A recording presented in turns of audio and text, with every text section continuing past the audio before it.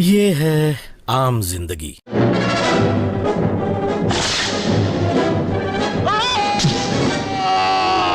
ये है मेंटोस जिंदगी।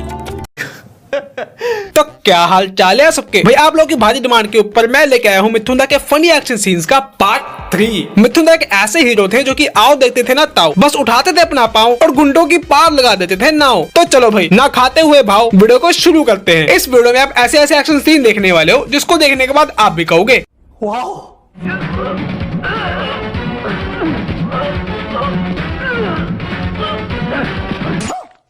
इस वीडियो को देखते समय मुझको ये लग रहा था कि मिथुन दा की छाती में अब हुआ छेद, लेकिन मैं तो भूल ही गया था ये तो आयरन मैन के परदादा हैं। इनकी छाती किसी आम इंसान की छाती नहीं है, बल्कि इनकी छाती तो आयरन मैन की सूट से भी तगड़े मटेरियल से बनी है। कोई शक? सरिये की क्या मजाल कि वो मिथुन दा की छाती को चीर के आगे निकल जाए। भाई सरिया तो फिर भी नुकीला नहीं होता, लेकिन सरिये की जगह पे अगर यहाँ पे तीर, त्रिशूल, चाकू, तलवार भी होता ना तो भी इनको कुछ नहीं होता।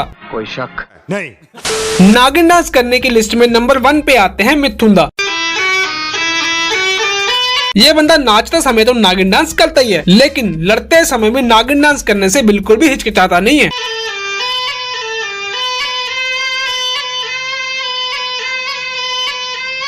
मिथुन दा बस करो, अब नागमणि लेके मानोगे क्या? तो भाई मिथुन दा अपने मन के अंदर आस लगा के बैठे थे कि ये बंदा इनको नागमणि देगा, लेकिन इस बंदे के पास नागमणि नहीं होती है। तो अपने मिथुन दा इस बंदे को अपने हाथों से डस लेते हैं।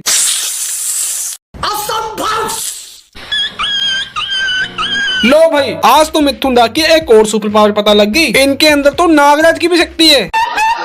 जैसे कि आपको पता है कि मिथुन दा को अगर हथियार नहीं मिलते ना तो वो कैसे भी जुगाड़ करके हथियार बना लेते हैं और किसी भी चीज को हथियार बना के सामने वाले बंदे को जान से मार डालते हैं। तो ऐसे ही कुछ होता है इस सीन में। ये दोनों गुंडे इस गोडाउन में कुछ करने आते हैं, लेकिन अपने इंस्पेक्टर साहब बैठे होते हैं। इनके पास रिवॉल्वर भी होती है, लेकिन नहीं, इनको रिवॉल्वर का इस्तेमाल नहीं करना, इनको तो अपना जुगाड़ लगाना था। तो ये भाई साहब कोक की कांच वाली बोतल उठाते हैं और गुंडों के सिर में मारते हैं। चलो यहाँ तक तो सीन सही लगता है, लेकिन अब देखो क्या होगा।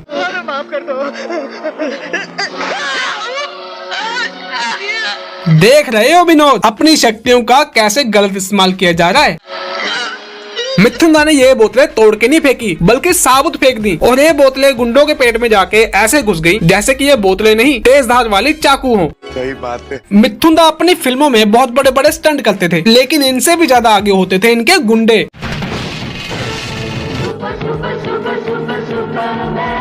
भाई रुक जा, कतई सुपरमैन बन जाए तू जैसे उड़ता उड़ता आ रहा है ना, मिथुन दा का एक मौका पड़ेगा वैसे ही उड़ के वापस चला जाएगा।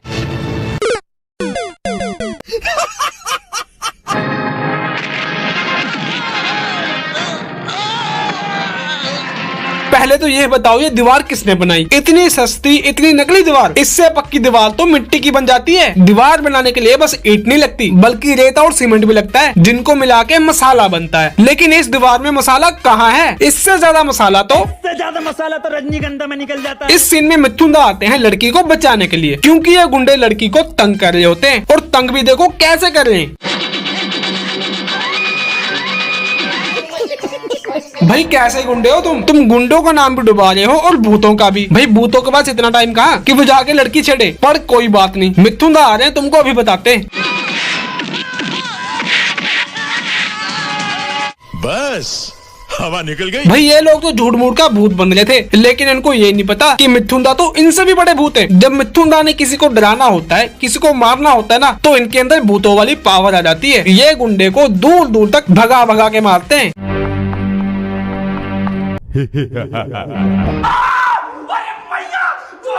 भाई इस सीन में तो मिथुन दा भूतों से भी ज्यादा भूत लग रहे। ये बंदा आगे तो भाग गया, लेकिन इसको ये नहीं पता मैं सच बोल रहा हूँ, इनके अंदर भूतों वाली पावर है। अभी तुम जहाँ पे भाग के जा रहे हो ना, मिथुन दा वहाँ पे पहले ही खड़े होंगे।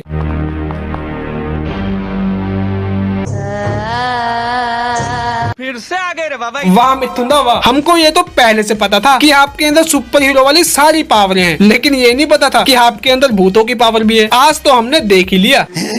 आपने फिल्मों में देखा होगा कि एक्टर लोग अपनी मूवीज में बड़े ही अलग अलग तरह के स्टंट करते हैं। आपने हीरो को 2 बाइक के ऊपर स्टंट करते हुए देखा होगा, 2 कार के ऊपर स्टंट करते हुए देखा होगा, 2 ट्रकों के ऊपर स्टंट करते हुए देखा होगा, लेकिन अपने मिथुन दा इन सब से हटके हैं। ये कार बाइक इन पे स्टंट नहीं करते, ये तो घोड़े के ऊपर स्टंट करते हैं, वो भी एक नहीं 2-2।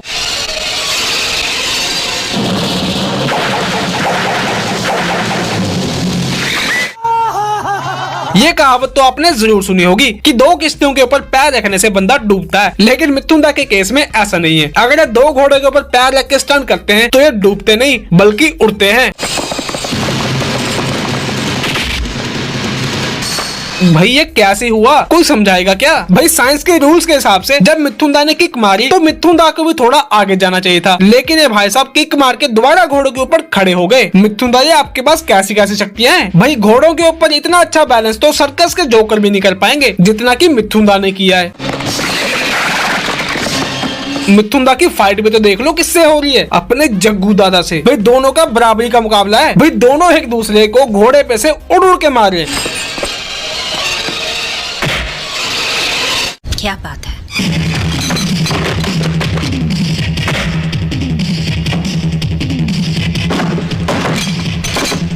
इनको कुछ मारने के लिए नहीं मिला तो ये दोनों लोगों के घरों की खिड़कियां और दरवाजे तोड़ के लड़ रहे हैं। बताओ तुम दोनों आपस में लड़ते लड़ते मरो या ना मरो, लेकिन जिस हिसाब से तुम गांव के लोगों के दरवाजे खिड़कियां दीवारें तोड़ रहे हो ना, वो तो तुम्हें जान से पक्का मार डालेंगे। सही बात है। मैं ये जानना चाहता हूँ कि आपने ये साइकिल कैसे उठाई? आपने साइकिल के चक्के को आगे से पकड़ा हुआ है, लेकिन पीछे से किसने पकड़ा है? और अगर किसने पीछे से नहीं पकड़ा है तो ये बैलेंस कैसे बना हुआ है? और अगर ये बैलेंस बना हुआ है तो इसका मतलब आपकी बाजू में बहुत ताकत है, और अगर आपकी बाजू में ताकत है तो इतनी पावर आई कहाँ से? इस पावर के लिए आप हॉर्लिक्स पीते हो या कॉम्प्लेन? कुछ तो बताओ।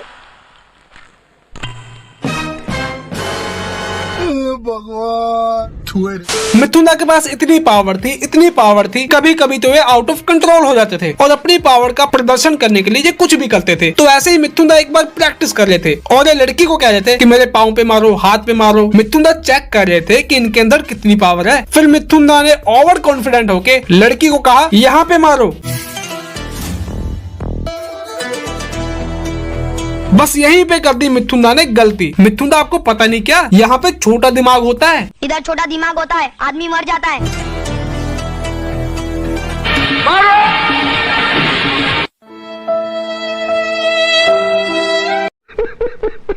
मिथुन दा मैं मानता हूँ कि आपके ऐसे कारनामों के आगे बॉलीवुड की पूरी टीम दौड़ती है, और बॉलीवुड में बहुत सारे ऐसे भी लोग हैं जो कि आपसे भी बड़े बड़े कारनामे करते हैं। तो आपके ये छोटे मोटे स्टंट तो उनके आगे कुछ भी नहीं है। बात तो सही है। तो भाई आप लोगों से भी यही कहना चाहूंगा कि ओवर स्मार्ट बनने के चक्कर में आप भी कुछ ऐसा ना कर देना कहीं लेने के देने पड़ जाएं। अच्छा तो भाई आज के लिए इतना बहुत है। अगर आपको वीडियो अच्छी लगी हो तो लाइक करना, शेयर करना, चैनल को सब्सक्राइब करना। अब हम मिलेंगे आपको अगली वीडियो में।